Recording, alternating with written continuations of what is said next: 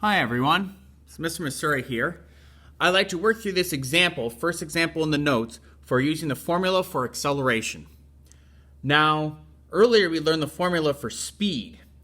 And the formula for acceleration has got more things, right? There's 4 things in the formula, but if you are told any 3 of those, you can use a formula to calculate the 4th.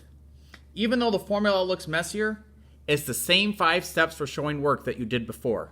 So let's take a look at this first example. This is an easy problem with this acceleration, right? So Joe is riding his bicycle at 1 meter per second. During 3 seconds, Joe speeds up to 7 meters per second. What is Joe's acceleration? Our first step in showing work is to make a list of what we know. So first it says he's riding his bicycle at 1 meter per second. Since that's the speed he's going at the beginning of the problem, that would be his initial velocity. So we put VI equals 1 meter per second. Then it says during 3 seconds. Well, that's a period of time. So that would be T. So T is 3 seconds. It then said Joe speeds up to 7 meters per second. Well, that 7 meters per second is how fast Joe is going at the end of the problem. So that would be his final velocity, or VF. And finally, it asks what Joe's acceleration is. So that tells us our question mark, what we're being asked to find, is the A for acceleration. So here's our first step, listing what we know. Our next step is to write a formula. We have to have a formula. It must have acceleration, and the other things in that formula must be things we know.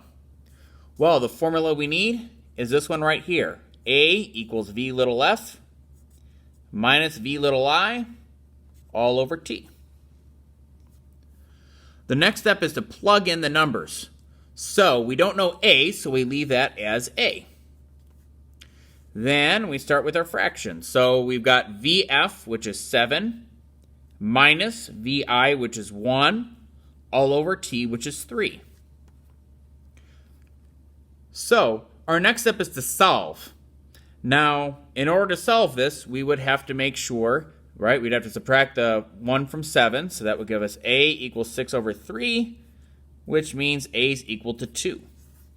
Now, I wouldn't necessarily expect you to show that step right there, but you would definitely want to have the numbers plugged in, and now we've got our value of A equals 2.